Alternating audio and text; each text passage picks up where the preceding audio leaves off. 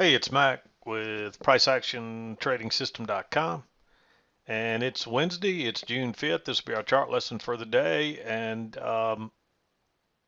in the end, this looks like a range day. Really, we had a trend down and a trend up.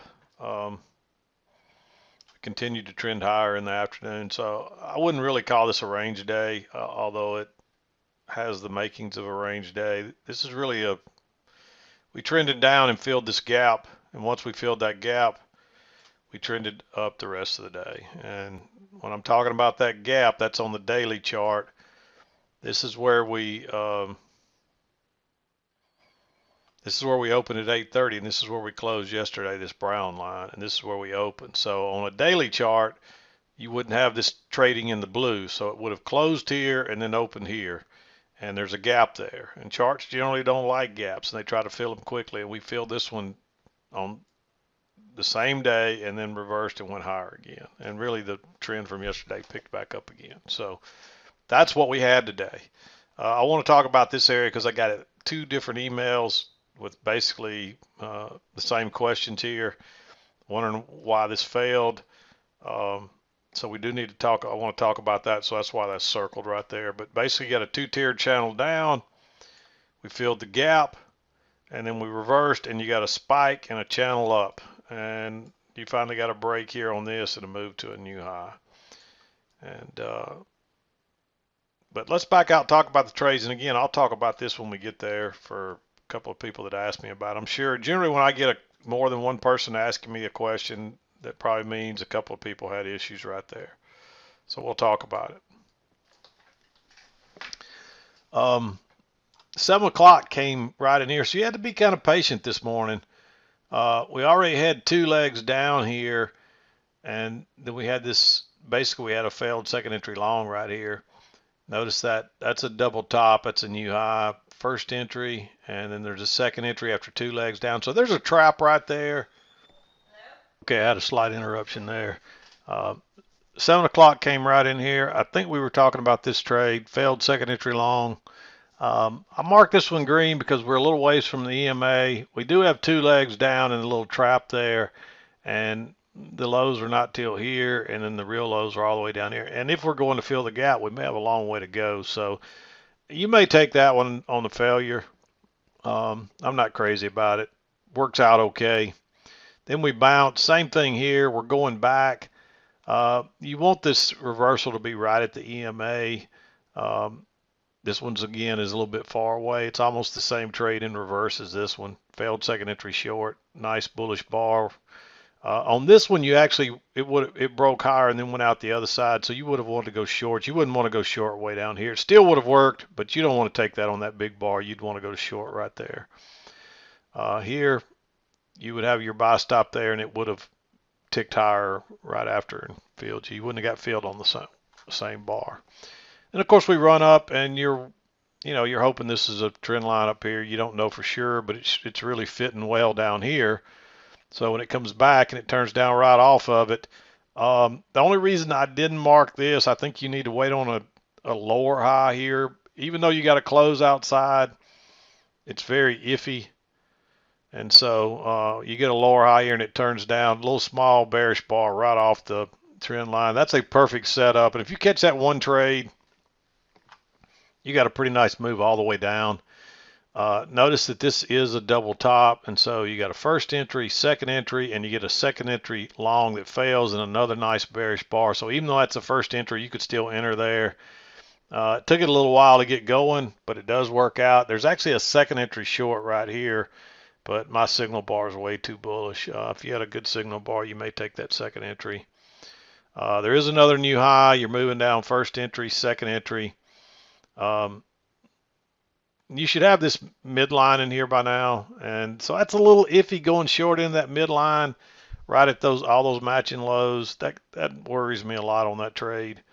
But if your channel's right, you may push on through and go to the other side. It's good for a scalp. So we come back to the trend line again right here, but that bar's too bullish. First entry, you want to skip that. And then we actually get a little overshoot, and then we actually had the break up here, but then you get an overshoot too, and it reverses. And you get a big bearish bar right off that trend line again. But with this trend line working up, just like over here, I think you want to wait on the lower high, which comes right here. And that's a relatively bearish bar as well. It is a little close to that EMA, but I think this trend line's been well proven here, so I think that one's worth taking. There's a failed second entry long right here.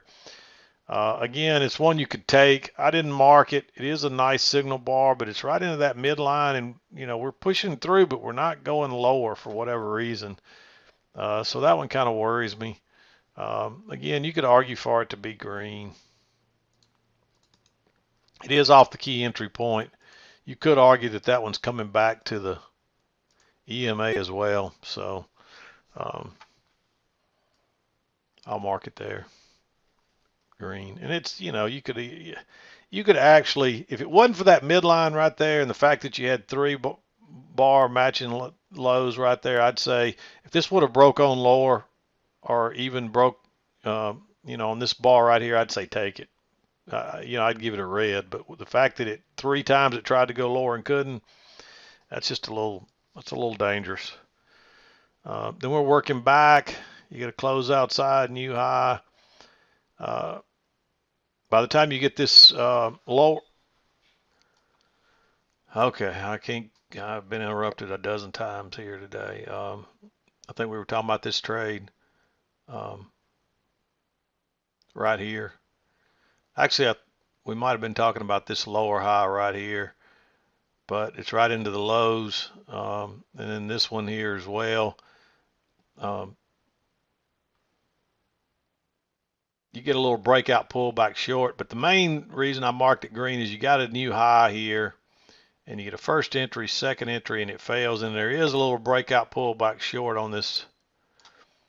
This just going sideways here. You want to just stay out of this this stuff right here, and the first chance I see that you might enter is right here. It actually comes back again, but you don't get a very good signal bar. But you might have entered right there. It's a little aggressive, but I marked it green. And we go on down and we fill the gap right there. The brown line is the gap. But then we try to, looks like we're going to go higher here.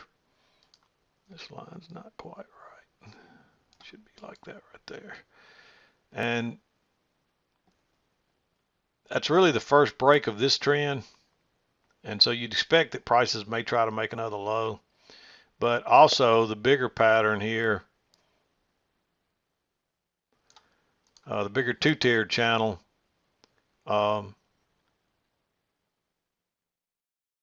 we haven't reached the other side here. So, and we keep pushing down into here. So eventually you'd expect we'd probably push on down.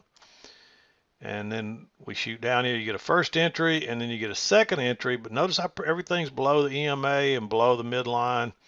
I like going short 1 tick below that bar right there on that failure. And that is you could call that a second entry short too, because there's a double bottom here. So first entry, then you correct, and then second entry. You got a higher low right there. So that's a second entry short as well. And you just need enough room to get out here, but this thing drops on down. So, and then it reverses. There's a reversal pattern here. I usually like this to close above this EMA, but it did push through, which coming off this low, it's probably going to trap some people. So you may take that one. It's a little aggressive, but then it pulls through and comes back and gives you a little breakout pullback back above the, it tests that gap area where we've really been bouncing across here. And so I like that one. It actually went lower and then broke and went all the way out the top. And you got to figure we're headed back to here. And so then it runs up. And this is where some people got tripped up. One guy sent me his chart and he had a really big bearish bar, but his trend line, somehow he had his trend line drawn different. This is accurate right here. You can see I drew it off the high on the closes of the first swing. It fits perfect here, fits perfect here. It also fits down here. So this is accurate. How they got theirs to come across here, I don't know. but they had a bearish bar here. But regardless, this would have worked. You can see, even if you had a good setup right here and this was off the trend line, you got a couple of 3 points there. So there's no reason that trade should fail. That's why we scalp out and use a runner for that very reason, because that guarantees you have a winning trade even if you don't get a runner. And so there's no reason. Then the next guy, he actually entered here on the lower high. And again, as long as you went short 1 tick below that bar right there, you still got enough room to scalp out. So again, you shouldn't have a loser there. You may not get a runner, and you may not get a big long run if you were thinking it was coming off this key entry point, but it's not. We're not back to that key entry point, and you got a 2-tiered channel working up, and we're still inside that trend line. So this is basically a double top, then a first entry, second entry. So you get a second entry long there. I like going long there. Just, you're only looking for it to come back to here, but there's plenty of room between there. And it actually shoots on through, pulls back, tests that trend line, and that shows you too the trend line's in the right place, because you almost always pull back and retest those things. And that was what was going on here. We pushed through the midline and we came back and tested. The same thing happens with the EMA. Any kind of support and resistance, generally, when you push through it, prices will come back and test it. Sometimes it'll do it a couple times. And so just be aware of that. And that's what happens right here. We come back and test it. You can tell that trend line's in the right place. And so, yeah, we weren't back to the trend line. So you got to be careful getting short too early. But even if you did make that mistake, and even if your chart was slightly different, there's enough room to scalp out. Now, there is a failed second entry long on mine. Notice that high, first entry, second entry. And that might have suckered you in. But you don't want to be going short right into the EMA and the trend line right there. So that should have been enough to keep you out of that one if you weren't reading, even if you weren't reading it right. So, but I think the other two charts, I don't think either one of them had that failed second entry long right there either. So my chart looks a little different. They had, I think both of them had a nice bearish bar here and here. Of course, I got a good bearish bar right there. But if you'd have taken that, it would have worked. So the only one that would have failed was the failure, and it's right into the EMA and the trend line, and so you definitely wouldn't want to have been trading that one. And of course, this one bounces right off. This is very tempting, but being right up here, it could tick higher and turn right down. So you got to be really leery about getting long up in here. And there's not really any good shorts either. And you can see this trend line, this gaps over that one too, and then ticks up and touches it and goes sideways there really. So and you can see where it came back through this. Notice where it went through it trades through the midline, pulls back, tests it, and goes higher. Here it trades through the midline, pulls back and tests it, and goes lower. And there actually is a second entry long right here, but I'm not crazy about getting long yet. I don't think you want to be going long up here, not especially now that we're outside this 2-tiered channel. And you got to be real careful getting short into the EMA. There's another failed second entry long right here, but even if you took it, that one should have worked. I think it got just enough to get out on it. And that's why we scalp out. That's why we don't, that's the whole premise behind what we do, is that we want to make sure we get paid. There's nothing worse than getting short right here and watching yourself get 2 or 3 points and you sitting over there in your little can, as I call it, and then suddenly it backs up and takes it all back and then some, and suddenly you're negative, you're 0 or negative, and you'd had 2 or 3 points in there. That's what led me to this strategy to begin with of scalp and run. Was I mean, just nine times out of 10 I'd have a profit and watch myself give it back. And I said, I'm tired of that. So I said, I'm gonna start taking profit and just scalping for a little while, and then later on, you realize that you do need some bigger profits occasionally to really change your numbers, which the runners do. So that's kind of how we found this strategy, and it works. But you got to scalp out. You can't watch it, and you can't. You can use this strategy to swing trade as well, but you got to be a whole lot better at it. And you still don't want to let something like this come back and take all your money back. Start, what you might do is, as you're going down, just move your safety stop 1 tick above each bar until it takes you out. You'll get stopped out real early on a lot of trades, but you'll get some trades that go and go and go and never tick higher, and or tick lower if you're going the other direction. So just keep that in mind. But then we're just going sideways. This is real tempting right here. What we have here is we spiked up and went into a channel, and so there's another two-tiered channel right here. And this was, you could get this off these first two swings, but it didn't really fit well. This was really not easy to find early on. You almost had to have this next swing up here, and then you could draw it there and drag it down, and you see where it fits. And it might have even been right here. Wouldn't matter. It doesn't change much, really. Everything still fits there. You just move this up. So even if you saw it that way, you still get to the same place. You just get a little break here earlier of this channel. That's the only real difference. But you still run up and you still get this one to play out right here. And you can see that one working up. And so it still gives you the exact same trades all over again. But there's a second entry long right here in this nice bullish bar. Notice that new high, first entry. There's second entry long when it broke higher there. And it actually ticks back and goes higher here. So you could have considered entering here, but you're getting so close to the high, and it does gap over, and it never backs up. So you may not have ever got filled on that one. It's possible you could get filled there, but I doubt it. And then you get a failed second entry short here that's also a breakout pullback long. Look at that bullish bar, and it's right off. I got that trend line off these highs and drug it down, and it bounces right there. So there's a couple of different reasons to have support right there. So I kind of like going long right there. And then you just start kind of going sideways. The lower line disappeared there. Had a line down here earlier. I don't know what happened to it. But notice that you're going sideways across here, but you're still inside this midline, and you get a new high, first entry, then second entry. So it's a second entry long right there, off the midline, off the EMA. Plus you made that low. It's a double test. Several different reasons to like that trade, and you can see it worked out relatively easy. And then we're just kind of going sideways again. Then you get a little failed break lower, but you come back to this trend line, and there's a new swing high there because there's an extra one right there. There's like two swings up, so that's a new high, first entry, and then there's a second entry long right there. It took a little minute to get going, and that's a relatively bullish bar, so I like that one as well. And it was good for at least a scalp before it turned down. And so that's, if you're trying to get a bunch of points out of that, you would have got burned here again, but that's why we scalp out.